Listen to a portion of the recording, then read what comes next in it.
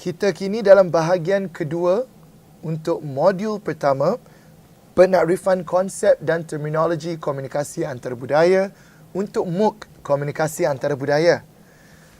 Di dalam bahagian ini, kita akan melihat kepada definisi komunikasi antarabudaya itu. Komunikasi antarabudaya membabitkan komunikasi ataupun perhubungan di antara masyarakat yang berbeza budayanya.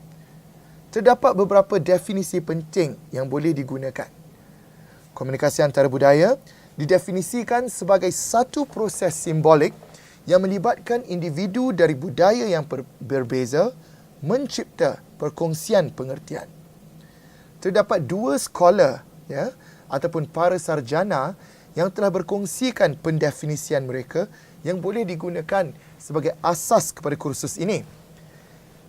Samova di muka surat 63, Samova di muka surat 15 menceritakan bahawa intercultural communication involves interaction between people whose cultural perceptions and symbol systems are distinct enough to alter the communication event. Ianya bermaksud bahawa komunikasi antarabudaya merangkumi interaksi antara manusia yang mempunyai persepsi budaya dan sistem simbol yang cukup berbeza untuk memberikan kesan dan mampu mengubah ataupun mengtransformasikan aktiviti komunikasi. Di sini, antara kata kunci utama adalah mempunyai persepsi budaya yang berbeza dan memberikan kesan kepada komunikasi. Jant di muka surat 430 menceritakan bahawa communication between people and groups of diverse culture, subculture or subgroup identifications.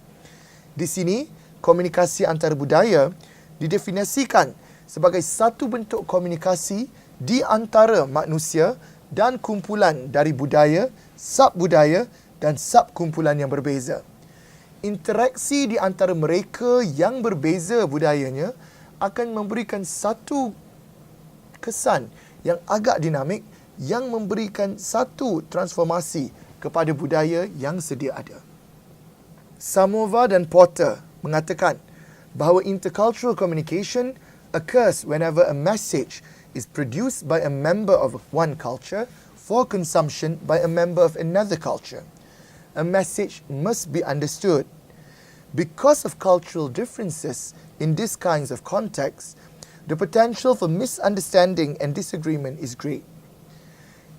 Samova menceritakan bahawa sesuatu message itu telah pun dihasilkan oleh sesebuah masyarakat di dalam sesuatu budaya. Namun apabila budaya ini bertembung dengan satu budaya yang berbeza, ianya memberikan satu kesan kerana perbezaan budaya ini boleh mewujudkan kepada ketidaksefahaman dan juga satu kekeliruan kerana perbezaan interpretasi, makna dan juga persepsi dalam kalangan budaya yang berbeza ini. Ini adalah antara pembentukan yang utama. Jadi komunikasi antar budaya ni sebenarnya hanya pada dahulu kala berlaku di dalam sebuah kumpulan kecil masyarakat. Namun, wujudnya penghijrahan, wujudnya perdagangan di zaman dahulu telah memberikan implikasi kepada komunikasi antar budaya. Contohnya, jika di waktu zaman dahulu, kita mungkin melihat wujudnya di zaman Kesultanan Melaka contohnya. Sultan, menteri, orang besar, saudagar dan juga peniaga akan berinteraksi di sama satu orang yang lain.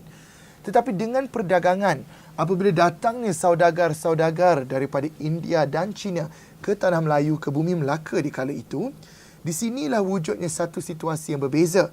Perhubungan dan interaksi dan komunikasi yang wujud menjadi lebih dinamik. Dan ini juga memberikan implikasi kepada keseluruhan masyarakat. Dan ini dilihat kepada zaman sekarang. Jikalau dahulunya, masyarakat Malaysia hanya dikategorikan sebagai orang Melayu, India, China dan juga yang lain-lain lagi, termasuklah mereka di Sabah dan Sarawak. Tetapi kini, rakyat-rakyat Malaysia juga berinteraksi dengan masyarakat-masyarakat penghijrah yang asalnya datang daripada Indonesia ataupun daripada Bangladesh dan Filipina yang turut bekerja di bumi Malaysia. Kewujudan mereka ini memberikan satu implikasi yang dinamakan komunikasi antara budaya. Pelajar-pelajar Malaysia contohnya ataupun expatriate daripada Malaysia yang bekerja di luar negara, contohnya di United Kingdom, di Australia, di Amerika Syarikat ataupun di Mesir, juga memberikan satu implikasi kepada masyarakat tersebut. Mereka akan berkomunikasi dengan masyarakat tersebut dan turut berserta berinteraksi dengan mereka. Satu proses adaptasi harus dilalui dan ini memberikan kesan kepada pendefinisian apa itu komunikasi antara budaya.